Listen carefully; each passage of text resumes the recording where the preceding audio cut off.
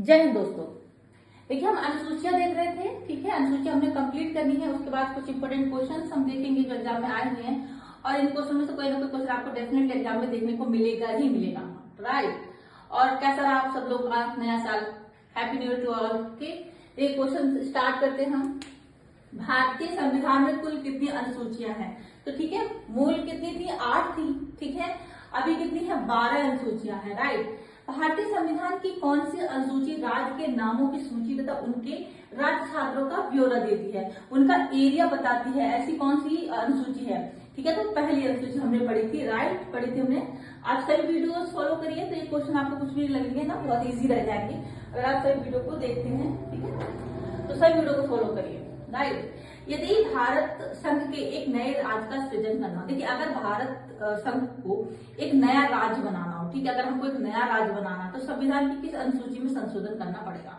देखिए पहली अनुसूची क्या बताती है? पहली अनुसूची एरिया बताती है, नाम बताती है, तो डेफिनेटली हमको पहली अनुसूची में संशोधन करना होगा। ये वाला राइट हो जाएगा हमारा, राइट। देखिए भारत के संविधान की चौथी अनुसूची किससे विवेचित है? तो भारत संविधान की चौथी अनुसूची क्या बताती है? राज्यसभा में स्थानों का आवंटन बताती है, ठीक है। पहली अनुसूची क्या है?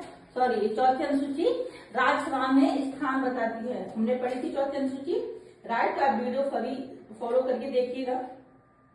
भारत के राज्य तथा राज्य संघ क्षेत्रों के राज्यसभा में प्रतिनिधित्व का विवरण बताती है चौथी अनुसूची, ठीक है।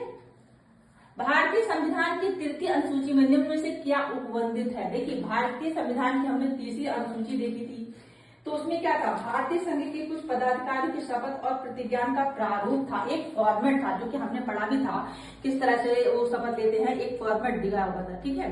तो उसमें किस किस की शपथ का प्रारूप है? देखिए संघ के मंत्री के लिए पद का प्रारूप था, ठीक है। उच्चतम न्यायालय के मुख्य न्यायाधीश द्वारा ली जाने वाली शपथ का भी प्रारूप था, और उच्च न्यायालय के भी था, राइट। संसद के सदस्य द्वारा ली जाने वाली शपथ का प्रारूप भी था, लेकिन भारत के राष्ट्रपति के लिए शपथ का प्रारूप नहीं था। तो ये तीसरा रंग हो जाएगा, बाकी फर्स्ट, सेकंड और फोर्थ आपके यहाँ पे राइट रहेंगे, ठीक है। देखिए भारतीय संविधान की तृतीय अनुसूची शपथ या प्रतिज्ञान के प्रारूप से संबंधित है। इस अनुसूची में कितनी है? 8 दिए हुए हैं, 8 प्रारूप दिए हुए हैं। जो राष्ट्रपति की शपथ का प्रारूप है ना, वो आपको अनुच्छेद 16 मिल जाएगा, 60 में, आर्टिकल 60 में आपको देखने को मिलेगा, ठीक है। आर्टिकल 60 में दिया गया है, ना कि तृतीय अनुसूची में दिया गया है। ध्यान में रखिएगा, ये क्वेश्चन आ सकता है, इट्स वेरी इंपॉर्टेंट, राइट। देखिए सूची एक दी हुई है और दूसरी, हमको क्या करना है? हमको इसका मिलाना है, मिलाप करना है। इस तरह के क्वेश्चन भी आपने देखे होंगे। तो चौथी अनुसूची आपने अभी पढ़ा था ना, राज्यसभा में स्थानों का आवंटन बताती है, ठीक है। और 8वीं अनुसूची आपको अच्छे से याद होगी, भाषाएं बताती है। तो इस तरह से अगर आपको 1-2 भी याद होंगे ना, तो आप गैस कर सकते हैं कि हाँ क्या ऐसे लगने वाला है, ठीक है। अगर 1-2 आपको बिल्कुल कंफर्म है तो आप इस तरह से बिल्कुल इजीली इसको आप मिला सकते हैं, ठीक है। 9वीं अनुसूची और ये 6ठी अनुसूची, ठीक है। तो आपकी जो 6ठी अनुसूची है वो आपका, देखिए 9वीं अनुसूची भूमि सुधार बताती है, ठीक है, और 6ठी अनुसूची जनजाति क्षेत्र बताती है, ठीक है, राइट। 8वीं अनुसूची भाषा बताती है, ध्यान में रखिएगा। तो इस तरह से आप मिला सकते हैं, ठीक है।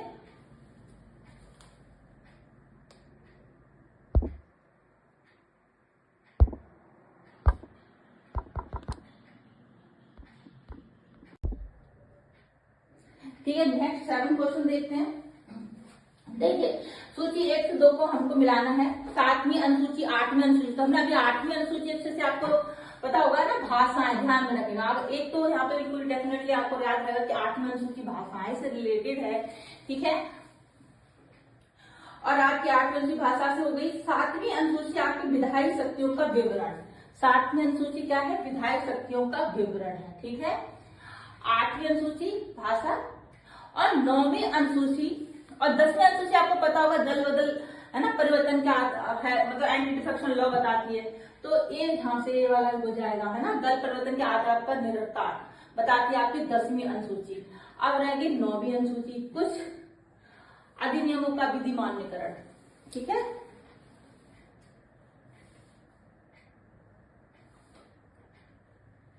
ठीक है, नेक्स्ट देखते हैं, निम्न कथनों पर विचार कीजिए। Is very important. भारत की संसद किसी कानून विशेष को भारत के संविधान की 9वीं अनुसूची में डाल सकती है। ठीक है, ठीक है। जैसे 9वीं अनुसूची क्या थी, भूमि सुधार वगैरह था ना, तो उसमें क्या है ना, भारत की संसद किसी कानून विशेष को संविधान की 9वीं अनुसूची में डाल सकती है। इसमें क्या था, कुछ अधिनियमों का विधिमानकरण, मतलब तो क्या था, न्यायालय में चुनौती नहीं दी जा सकती थी, तब दी जा सकती है अगर कोई उसका मतलब उसको न्यायालय में चुनौती किस आधार पर दी जा सकती है, मूल ढांचा अगर उसका परिवर्तित होता है, मतलब अगर संविधान के मूल ढांचे को ये परिवर्तित करती है तो डेफिनेटली चुनौती दी जा सकती है। तो पहले यहाँ पे राइट होगा, भारत की संसद किसी कानून विशेष को भारत के संविधान की 9वीं अनुसूची में डाल सकती है, लेकिन 9वीं अनुसूची में डाले गए किसी कानून की वैधता का परीक्षण किसी न्यायालय द्वारा नहीं किया जा सकता। अब उसके ऊपर कोई निर्णय भी नहीं लिया जा सकता, ये गलत है, चुनौती दी जा सकती है। ठीक है, संविधान के मूल ढांचे को अगर ये हानि पहुंचाती है तो डेफिनेटली चुनौती दे सकते हैं। तो इसका पहला वाला सही होगा, राइट। निम्न में से कौन सा विषय समवर्ती सूची का विषय है? देखिए, कृषि, शिक्षा, पुलिस, रक्षा। तो शिक्षा क्या है, समवर्ती सूची का विषय है। ठीक है,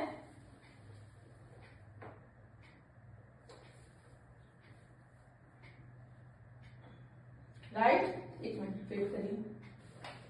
देखिए, जो शिक्षा जो था ना, भारतीय संविधान में संघीय ढांचे को मजबूती प्रदान करने के लिए विषय को क्या किया गया, केंद्र और राज्यों के लिए निश्चित कर दिया गया। इन्हें महत्व के आधार पर किसी को संघ सूची में रखा गया, किसी को राज्य सूची में, किसी को समवर्ती सूची में, 3 सूची में विभाजित किया गया। ठीक है, तो जो शिक्षा था ना, प्रारंभ में राज्य सूची का विषय था, ध्यान रखिएगा, प्रारंभ में क्या था, राज्य सूची का विषय था, लेकिन किंतु संघ और राज्यों दोनों के लिए एक समान महत्व को देखते हुए संविधान के 42वें संशोधन अधिनियम द्वारा, ठीक है, 42 संविधान संशोधन द्वारा, ठीक है, इसको समवर्ती सूची में शामिल किया गया। अधिनियम 1976, ध्यान में रखिएगा, 1976। ठीक है, 42वें संविधान संशोधन 1976 के द्वारा शिक्षा को समवर्ती सूची में डाला गया। ठीक है,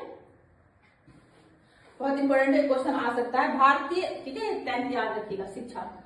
क्वेश्चन 11, भारतीय संविधान के निम्न में से कौन से प्रावधान शिक्षा पर प्रभाव डालते हैं? It's very important. ये कौन से प्रावधान शिक्षा पर प्रभाव डालते हैं? देखिए, राज्य के नीति निर्देशक तत्व, आप जब राज्य के नीति निर्देशक तत्व पढ़ेंगे तो वहां भी आपको शिक्षा आपको देखने को मिलेगा। कहां पे देखने को मिलेगा? देखिए, अनुच्छेद आपको 45 है, नीति निर्देशक तत्व में अनुच्छेद 45 जब आप देखेंगे तो वहां पे आपको देखने को मिलेगा। ठीक है, जिसमें क्या है, 6 वर्ष की आयु तक शिक्षा का उपबंध किया गया है। ठीक है, ग्रामीण और शहरी स्थानीय निकाय, जब आप अनुसूचिया देखेंगे तो ग्रामीण और शहरी स्थानीय निकाय, वहां भी शिक्षा की बात की गई है। आर्टिकल आपका 243 और 243B में प्रदान किया गया है ये सब चीजें। ठीक है, शक्तियों प्राधिकारों के अंतर्गत शिक्षा के प्रावधान किए गए हैं। ठीक है, पंचायतों को 243 देखा, मतलब ये आपको पंचायती जो हमने देखा था, अनुसूचिया देखी थी, उसमें ये प्रावधान किए गए हैं। नगर पालिका और पंचायत में हमने देखा था।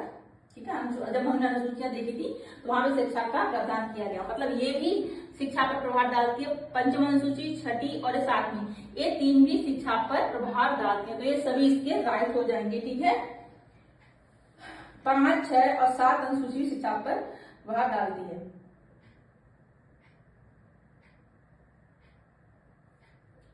राइट, ये सभी आपके राइट आंसर रहेंगे। ठीक है, अब हम नेक्स्ट वीडियो में भी कुछ क्वेश्चनों को देखेंगे जो एग्जाम में आए हुए हैं। आपको क्वेश्चन यहाँ से एग्जाम में जरूर देखने को मिलेगा, डेफिनेटली यहाँ से क्वेश्चन बाहर नहीं जाएगा।